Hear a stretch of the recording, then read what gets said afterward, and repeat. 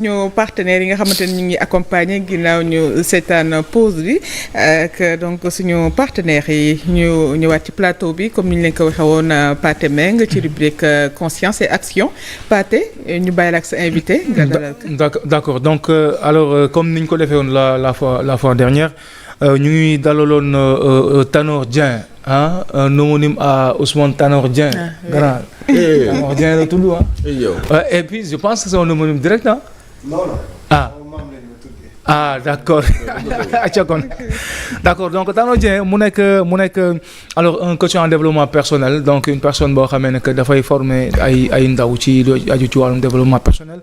ñu dalaloon ko mardi dernier pour waxtaan ci li nga xam ne moom mooy naka la ñuy sinon la gestion des crises en entrepreneuriat donc ci ñi nga xam ne ñoom ñoo nekk ci alors les petites et moyennes entreprises excusez-moi donc ñu def ba tey suivi bi donc xool naka la ñuy def pour waxtaan ci li nga xam ne moom mooy la communication de crise alors communication de crise gestion de crise donc mu nekk ñaar ci ay disciplines yoo xam ne dañu isamel dañu duggante alors déjà bu ñu duggee dans le vif du sujet un peu en corrélation avec l'actualité parce que tout à l'heure suñu invité bi ñu amoon fii le gars de ACIS donc muy doon wax comme quoi que situation fi mu toll day baax ñuy waxtaan day baax aussi ñu xam kenn ku ci nekk boo waree wax ci ban fànn nga war a wax wala ban angle nga war a aborder ce discours ak entre autres donc déjà bu ñu duggee brièvement rek exactement Tanor ban moment la ñu war a mën a wax ne que instant bi on a besoin de discipline boobu ñu tuddee communication de crise c'est-à-dire ban circonstance moom war a mën a taxaw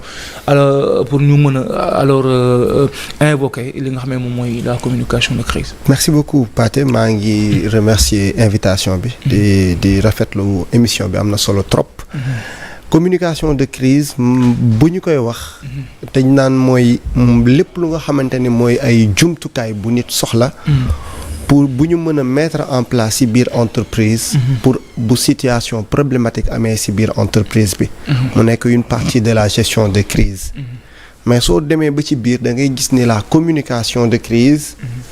même bu crise amul dafay nekk ci paramètres yi.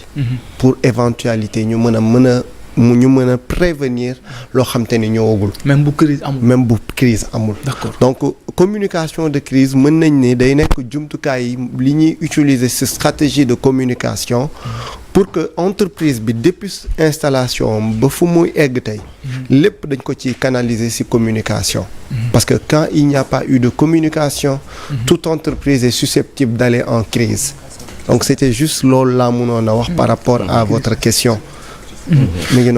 D'accord léegi une autre chose boo xam ne peut-être c'est important c'est-à-dire tey bu fekkee ne que da nga nekk une personne bu nekk ci situation est-ce que on est tout le temps obligé de laisser ñi nga xam ne ñoom ñooy la cellule de communication wala boog ñi cellule bi yor marketing communication est-ce que c'est à eux de gérer circonstances yu taxawee si est-ce que ñoom exclusé ñoo war a gérer ou bien c'est la direction de manière générale ou bien c'est une partie de l'entreprise ou bien c'est en tout cas ñi bokk ci fonctionnement.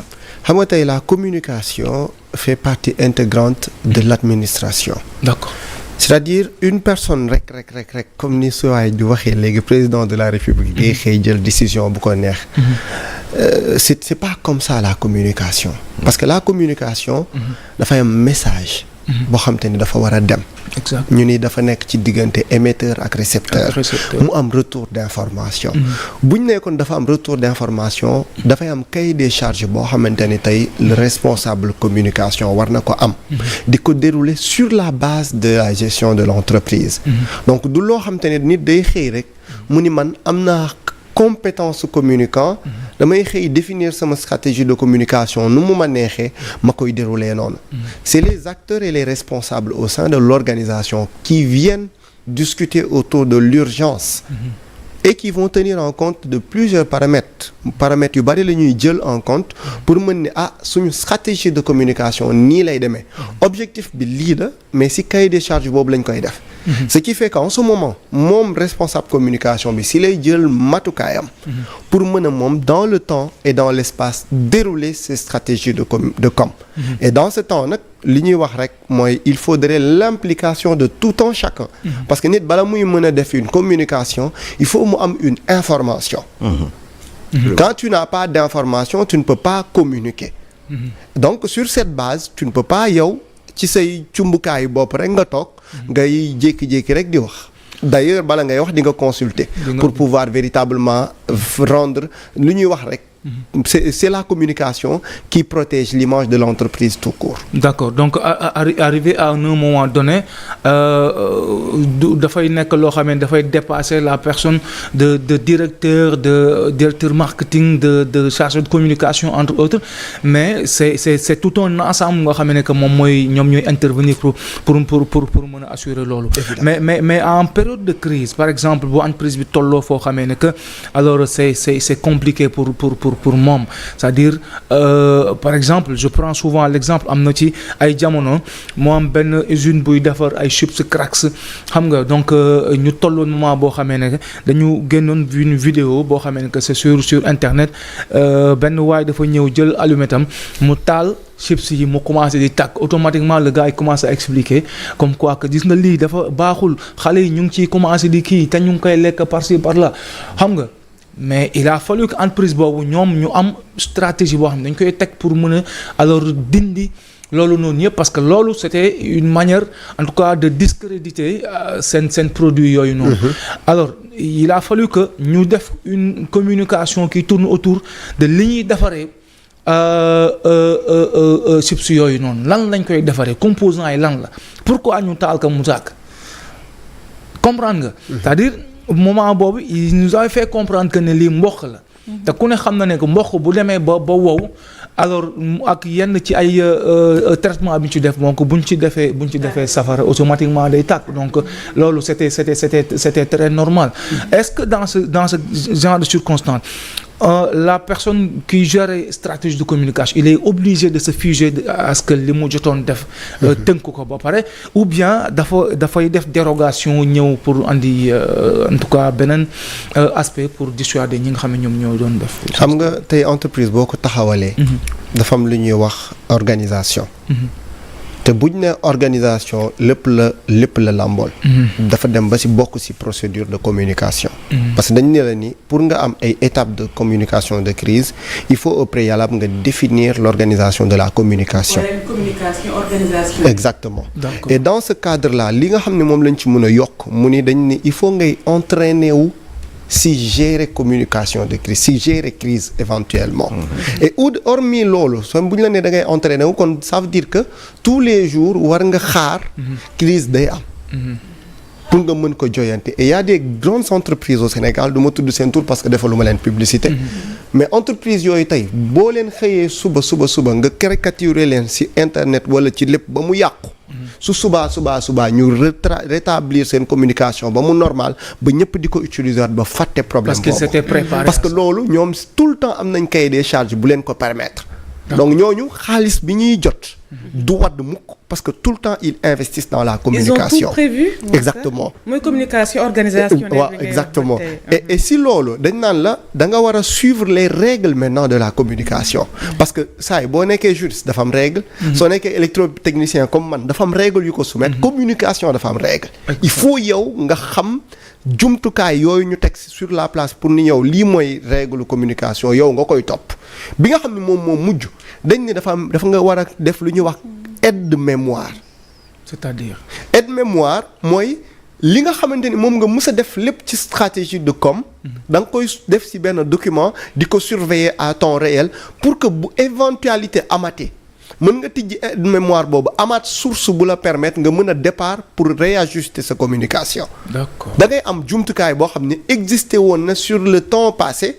boo xam ne permettre woon na nga résoudre benn problème donné nga indiwaat ko maintenant adopté ko avec le problématique bi nga xam ne moo situé actuellement pour nga dem plus vite. C'est pourquoi ñu naan la nga defar nga établir maintenant nga mettre à jour sa cahier des charges mais aussi sa aide de mémoire. loolu moom la ñuy bàyyi ci état bu communication de crise. loolu bu ko entreprise bi amee je te dis problème bu mu mën a am ci àdduna. parce que tout problème est résolu par la communication. mais tout problème a été créé par l'absence de la communication. Donc la communication est au centre de tout. Un problème peut être créé par la justement communication. la présence de la Et c'est pourquoi maintenant l'étape numéro 2 on nous dit souvent quoi, on nous dit que entreprise boo mën a gis dafa war a def lu ñuy wax gestion de sa communication. Loolu lay étape numéro 2 bu ñu la nee gérer ni ñu koy tuddatee bu ñu la nee étape yi nga war a jaar pour am lu ñuy wax communication de crise dañ lay waxaat étape yi nga mën a jaar pour am gestion de communication. Et gestion de communication ci lañ lay tere nga def excès de communication. Excès. Évidemment. Parce que trop de communication tue la communication. Exactement. Et pourquoi on nous dit lu ñu wax dañ naan il faut nga am benn système bu adopté ak sa entreprise mu ñu koy wax système de communication. D'accord. Et loolu nag wax dëgg fa yàlla doo fekk benn cuune bu mel ni man nga jël ma jox ma poste communication naan ma gérer et bu boobaa damay naan école lu ma jàngal ma yam si. C'est-à-dire que c'est en fait mais est-ce que toute entreprise est obligée, je dis bien obligée d'avoir maanaam cellule de communication wala bokk ñoo xam ne ñoom ñooy est-ce que obligé, le terme obligé. Maanaam pour dire vrai. Il n'y a pas d'entreprise sans communication. Non bu wax loolu. Non, je te dis en fait. Oui, il ne peut pas y avoir d'entreprise sans communication. Mais il y a des entreprises sans communication. Non. Il y a des gens qui entreprennent sans avoir un chargé de com à leur. Qu'est-ce qu'on nous dit, nous, quand on nous apprenait la rédaction de projet? On nous dit tout projet mal exprimé est un projet mort-né. Mal exprimé. Expliqué. Plutôt. D'accord. Est un projet mort-né. Sëñ bi maanaam ñun pour te dire vrai tu ne peux pas être une entreprise sans communication. D'accord. Mais ce qui va loin, on nous dit maintenant que le monde est dans la communication digitale. Il y a beaucoup d'entreprises yoo xamante ne du am conseil d'administration du am réunion du am assemblée générale. te bu xoolee ba ci biir yenn failles yi am ci entreprise bi loolu moo koy waral. mais je te dis ñun lu ñu wax c'est simple.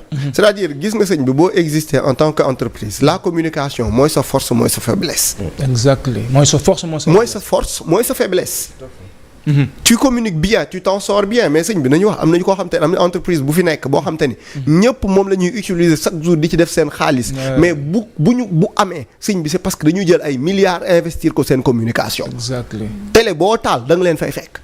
du ma tudd parce que télé lañ ne. defuma bugguma def seen mais ñëpp xam nañ li may wax. c'est-à-dire une bonne communication xaalis bu bari la ñuy def dafay tax maanaam même le consommateur dafay lay wóolu exactement de temps réel doo bàyyi espace vide et aujourd'hui digital tax na nit ñi dañuy waxatuñu léegi communication simple. On parle de la technologie de l'information et de la communication. Et les gens passent par là pour pouvoir moo tax ñu ni deuxième étape bi lan la. Il faut que nga am lu ñuy wax un bon système de communication en tant qu'entreprise bon système de communication boo weesoo système dañ naan nga préciser sa communication de crise si sa dayoo entreprise c'est-à-dire tey da nga naan man sama entreprise lii la nañu xool ci système ci stratégie de communication bi ñaata risque laa am. risque yooyu bu nekk ñu préciser lan mooy solution am en temps de crise ñu établir cahier des charges ci loolu pour bu crise amee rek le responsable communication tak xam na lan la war a wax xam na yan message ñoo war a jàll.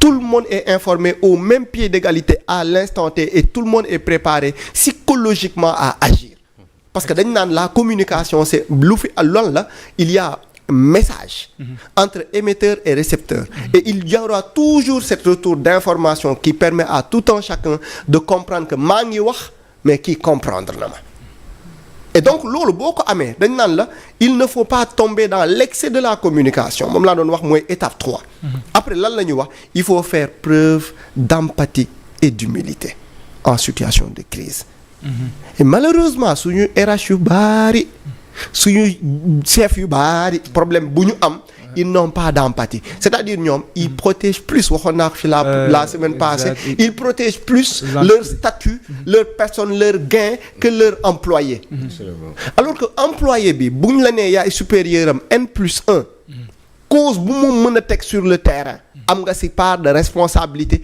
par absence de contrôle par absence de présence subséquente bi ngay am ak et cetera. Et malheureusement on a vraiment pas xawma école yi dañ dul jàngale lool bu baax ou pas mais manager yi lu ci gën a baax. défaut boobu mais bu ñu xawee un peu extrapoler un peu dugg ci. Pathé nga wax ma baal ma rek ma wax benn point bi ci mujj. beneen dañu ngay def da ngay faire preuve de transparence de réactivité mais aussi de calme. Exactement. Parce que je vous dis tous les problèmes de crise que la communication ne peut pas résoudre c'est parce que au préalable il y a l'absence de la transparence à l'intérieur. L'absence de la transparence. Absolument. Tout à fait. Et malheureusement suñ ko waxee ñu wax ko ñun ñëpp fépp fuñ fi nekk Sénégal c'est-à-dire c'est des choses yoo xam ne dañ ko war a indiwaat dans l'école sénégalaise enraciner ko ci suñu mémoire ba ñuy dundee noonu suñu Chine ya rawee si simple si ci yooyu rek la sëñ bi en fait moi du ma leen ko nëbb problème yi fiy wax yëpp man pour ma wax simple on peut pas résoudre un pays sans avec un mauvais système d'éducation. yàgg nga ko wax. En fait ñun bu ñuy rey suñu bopp je suis un technicien je ne suis pas un communicant je ne suis pas mais su ñuy rey suñu bopp jël suñu temps libre yëpp di ko investir ci xale yi c'est parce qu'on est en déphasage avec notre système éducatif et ku mënul lijjanti suñu problème éducatif sénégalais bi mënoo lijjanti Sénégal. Très bien léegi dama bëgg ñu extrapoler un peu. Évidemment. Alors puisque donc andi nañ un peu les généralités entre autres et c'est bien expliqué macha allah dama bëgg ñu xool un peu. Actualité bi am Sénégal quand on touche un tout petit peu à la politique j'ai pas trop l'habitude de le faire ci biir rubrique bi mais bu ñu xoolee un peu la communication intervalle 3 semaines yi ñu génn mu compliqué woon trop ak tout ce qui s'est passé pour le politique pour les opposants di wax alors ceux qui sont au pouvoir di wax ñaari pôles yi sooy xool est-ce que il y a bon ils ont réussi à créer dans benn tintamarre quoi mais en fait les gens qui parviennent tout le temps sinon à convaincre le plus par rapport à leur communication c'est très compliqué d'en parler. Non. Allez-y. Xam nga dañ ni ñun bu ñuy jàngal la prise de parole en public dañ ni ñu il y a 3 types de communication. La communication interpersonnelle, la communication de groupe, la communication de masse. On revient nous dire il y a 3 types de communication. Il y a la communication verbale, la communication non verbale et la communication paraverbale. Mais buñ la jàngalee loolu ba pare ñu ne yow nekk nga un communicant. Dafa am leneen luñ lay jox soo yokkee xaalis bi ñu ne la kaa ñu jàngal la lan mooy manipulation de la communication. D'accord. Et donc dans la communication il y a la stratégie de la manipulation que je te dis 80% des hommes politiques utilisent. Ci lu wër. Okay. Et dans cet état de fait ils vont voir comment avoir la masse dans leur concret bi ñuy teg nii. Or que réellement ils peuvent ne pas avoir les capacités nécessaires de résoudre. C'est pourquoi souvent les jeunes m'insultent sur les réseaux sociaux parce que quand tout le monde la masse est là moi je suis là. Pourquoi? Parce que man dama am benn réflexion critique et quand tu parles ce cheminement dama siy génne 3 chapitres. Première phase d'introduction, première phase bi nga xam te ne ci nga may dugalee ci sa biir chambre et sa conclusion ci laay xam exactement est-ce que tu es sincère ou tu n'es pas sincère. La manipulation ban rapport la am ak communication. Xam nga la manipulation dañ ni la. dafa am pathos am lethos am logos. ñett yooyu dañ naan la benn bi da ngay sincère beneen bi dañ naan la da ngay am contenu beneen bi dañ naan la il faut nga toucher les cœurs. Et dans la manipulation on essaie de jouer sur la sensibilité humaine pour que la masse puisse nous suivre. Et dans ce sens yow mi nga xam ne mosoo def communication xamoo luy communication jàngoo ko boolewoo ko ci say compétences mais tu es acquis parce que man ci sama biir wax damay essayer atteindre sa émotion. Absolument. Et malheureusement la gestion d'émotion n'est pas du tout culture chez nous. Ce Sénégalais moo gën a émotif. si lu yàlla bind. Et dans cet état de fait aujourd'hui boo ko xoolee demal rek ci technique communication yi ngay gis 80% des personnes yi nekk ci réseaux sociaux yi yor ay pages ñu leen di suivre. Ils touchent la sensibilité humaine sénégalaise pour avoir des followers. Et dans cet état de fait Sénégalais bi lu muy xaar li mu bëgg a digg rek lay xaar yow nga wax ko soo ko waxee tu es bien soo ko waxul kiiw léegi nag il te crée l'homme politique manipulateur va comprendre cela et va essayer de centrer ses discours autour de ces aspects-là ce qui fait que la masse vont plus vers les manipulateurs et il faut dire que maanaam tout loolu dafa y a toute une équipe derrière c'est-à-dire des gens yoo nga xamee ne que ils sont comme ils sont comme Tanor ñoo xamee ne ces gens qui comprennent comment est-ce que ça va se passer préparer la personne ba tey su waree jug wax on va lui faire comprendre que ne ci angle bii nga war a waxee pour atteindre telle cible. Évidemment. Alors et ça devient compliqué. Et maintenant léegi nag non ça fait du bien pour l'homme politique qui est dans ça. Mais malheureusement la science politique da leen di nëbb. Parce que dañu ni il y a populisme. Exactement. Dans la communication. Et quand tu choisis le système populisme. Et le plus souvent c'est les opposants qui utilisent alors méthode problème bi ngay am populisme. xam nga ban problème ngay am mooy boo xëccee sa nit yi ba ñu ñëw. Comment les asseoir et les gérer. su boobaa boo jàngiwaatul. En tout cas, très intéressant, Pathé. C'est toujours un plaisir ñu waxtaan ak Tanor Dieng parce que. li muy wax nii merci beaucoup ku ko comprendre doo saaga. même boo d'accord la ni doo saaga. Évidemment. li muy wax nii ku ko comprendre la. ku ko comprendre doo saaga. non même si vous n'êtes pas d'accord doo saaga parce que vous avez compris. Voilà. En tout cas merci merci Tanor. Merci à vous. mu ngi war a dem Mbour pour joxe ji ay formation xam nga ba tey ay xale yoo xam ne daf leen di tàggat foofu. mais jëlal nañ ko par demi-journée. Évidemment donc voilà merci encore ci disponibilité. En tout cas am mbégte parce que Pathé wax dëgg fa yàlla à chaque fois dama koy gis c'est un jeune. et j'aime ça. Les jeunes qui aujourd'hui si lii rek la ñuy woo. et vraiment maa ngi leen di sant di leen gërëm ci invitation bi. merci beaucoup admiration. merci beaucoup monsieur. merci. ñu dem léegi ci dernière marche petit déj ànd ceeg Marème ci tendance et beauté. déj ànd ceeg Marème.